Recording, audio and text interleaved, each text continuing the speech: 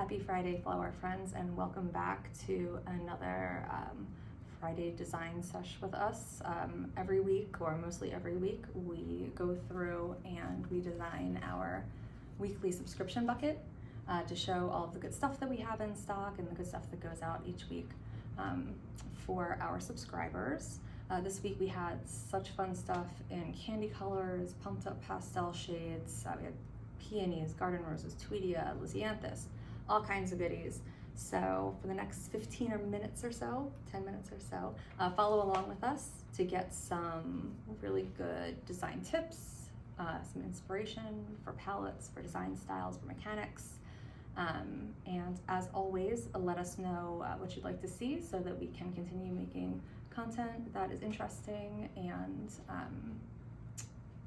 I guess informative for you all. And yeah, so follow along with us and let's get to it.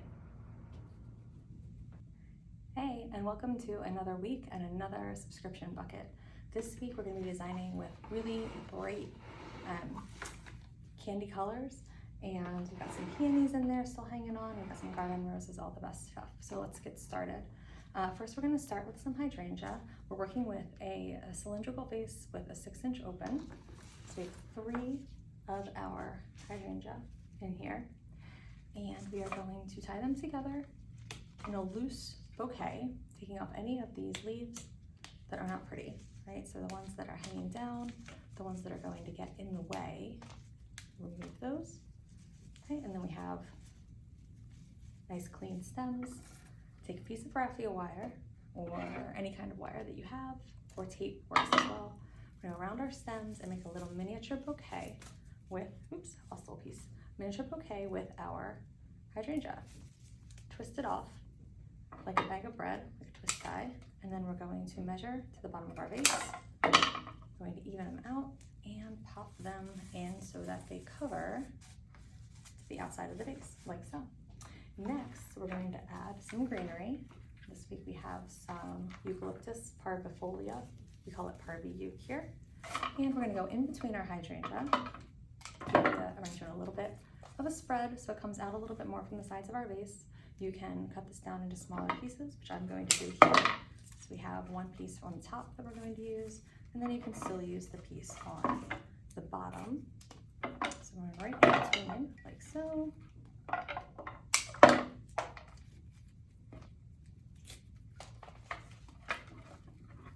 Taking this piece again right here, using the bottom piece and the top piece.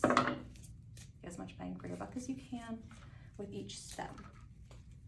All right, so now all of these kind of coming out in a radial fashion. All right, so at this point there, you can still see into the vase, but you are covered all the way around. There's some kind of fill all the way around. Next, I'm gonna come in with my stems of Ruscus. This is Israeli Ruscus, or Florida Ruscus, it's called sometimes. And I add these in between where I've come out with my eucalyptus. So these I'm going to go ahead and put into the hydrangea, so they're coming out from the hydrangea, and I'm saving my bottom pieces to use in the center. Okay. So all these little bottom pieces that I trimmed off, I'm going to tuck those right in the middle there, like so. Okay. So now we're totally covered all the way around. Just want to make sure we're even with our greens coming out, so nothing's sticking out too far. Next, I'm going to use this stock, really pretty, oops, got Lisianthus in there, really pretty pink stock that we're using this week. It's another line, so I'm going to go into my arrangement, sort of like spokes on a wheel. I don't want anything crisscrossing. Do one here, in between our greens coming out. Make sure it's positioned in your vase the way that you like it, so it's working with the shape of your stem and not against it. And depending on the size bucket you order, you'll have 3 or 5 of these. So this one I've got 5, so I'm gonna tuck these in, so right in between here, and then these 2 guys I'm gonna have right in the middle. Well, not right in the middle, kind of coming out from the middle. So this is going to cover, oops, some of the space going through our arrangement. Just kind of tucked in. I like it when, I mentioned last week, the arrangement's is pushed down a little bit and then the blooms come out rather than having everything kind of come to a point in the middle. This gives it more of the illusion of like being fuller, lusher, like kind of spilling out of the arrangement versus being kind of pointy. Next, we're gonna go in with our largest bloom. Actually, several large blooms in here this week, so it's like a competition. These are garden roses. They're hybrid garden rose. They're called Antonia, and they open up super big. They hold the bloom for a while, so we're not going to blow on them. We're not going to roll them. We're just going to take off the couple of icky guard petals, just like one or two. You don't want to overpick them, and then just let them be. We're going to put these into our arrangement in between our 3 stalk. So this one, oops, and we want to measure it to that bottom third. So I'm going to go ahead and place this in. I don't want it like going in this way so that it falls out. I'm going to put them in this way so it has a little bit of support and it doesn't fall out of our base. 1, 2, and 3. There we go. 1, 2. This guy needs to get picked up a little bit. He's drooping. There's a little support there. 1, 2, 3. All right, there we go. Then, next competitor for largest bloom is going to be our peonies. We have 3 coral charm peonies in here. These are one of my favorites. They open up really fast, but then they hold their bloom, and then the petals lighten in color over time. So they're really lovely to have for a couple of days. Over the life of the bloom, they change so nicely into like this really pretty buttery peach color. These guys I'm going to go in between my roses, maybe a little bit higher up this time. So they're not all at the same level. Trim this one's a little bit longer. If there's any nice foliage on your peony, you can use that as well. We like to include peonies at different stages of open. So you'll have some that are a little bit more tight and some that are a little bit more open. So we can enjoy them different stages for longer. And then we also have, these are among my favorites as well, some Italian Ranunculus. So these are the blush Hanoi Ranunculus, and they open up super big as well. So definitely leave them enough space in the arrangement to expand, because they'll get like almost as big as these roses. They're really phenomenal. So I'll tuck one in here. I'm going to use the interesting shape of their stem to let the balloons sort of hover on top of the flowers, fill in between, instead of pushing them all the way down in there. Again, because you're going to want a little bit of space around them so that they can continue to open. And then have some peach double Lisianthus. This is great because, you know, each stem has so many blooms on it, so you can really get a lot of bang for your buck. All of these really pretty buds I'm going to use in my arrangement too for a little bit of movement and texture. And because they're nice and long, they can bring the arrangement up a little bit and give it a little bit more size, which is always great. So put this guy in here.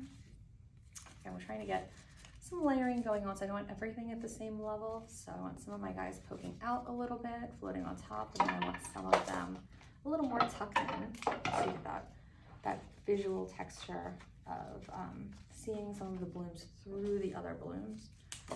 So it doesn't look like it's all like pressed into a cake pan. Okay, got some guy in the middle here to fill. Keep turning your arrangement as you go. You want to make sure that you're not missing a spot. Sometimes we'll have a blind spot here and you don't think about it, and then you turn it around and there's a big spot where there are no flowers, or where there's sort of a flat side. So keep turning it as you go, adjusting as you go as well. So this guy I'm going to move over a little bit so I can put this Lisianthus in. Okay, so now we're getting nice and full as we go through. We've got a couple more blooms to go in. Love this time of year. We have some Tweedia in our bucket. It has this really beautiful blue flower on it. The only thing is that it has a little bit of a milky sap to it, so if you're designing with it in a clear vase, you just want to be cognizant of that. In a vase like this, it doesn't really matter because you're going to see it.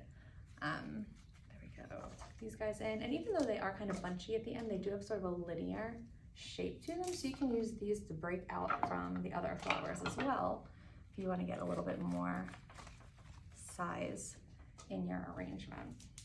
We got 3 of these, so I'm going to go in a more or less triangular positioning. And this guy's kind of crossed. I don't like where that's going, so put that there. And then lastly, we have these super adorable mini double ranunculus in the prettiest shade of, I don't know, like violet mauve. So nice. So these guys, because they have nice strong stems, I'm going to place them into the arrangement so that they stick out. And you can really see the blooms. Use the interest, the shape in their stems to give it a little bit of more of a whimsical feel in the arrangement. Rather than mushing everything in there, we want to see it with some movement, which we love. There we go. And get back on the front side here. Well, it's in the front, but there we go. Okay. Oops. So even though I lost a little piece of my hydrangea early on, it still worked out pretty well with all of the blooms that we have in here. Tuck that in a little bit more. There we go. So if you have the smaller bucket, a 5-inch open vase would probably work a little bit better since there were only 2 hydrangea in that one. But yeah, for this size, this worked out pretty well. So it's nice for a centerpiece, nice for a coffee table. Got a couple options for how you can display it. Kitchen island, also really lovely, super easy to move around. So that was kind of the look and the size that we were going for with all of these nice layered, spilling, lush, seasonal ingredients. So do your final adjustments, move everybody around, and you are all good. All right.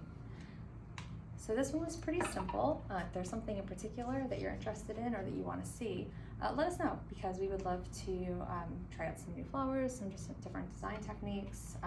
Maybe we could do, you know, we've done taller ones in the past, or maybe just different mechanics. We don't usually work with tape mechanics here because I think it's a pain to do, but it is sort of one of the traditional methods for setting up your mechanics. So we could totally show that. It'd be super fun, designing different vessels, different shapes, different purposes.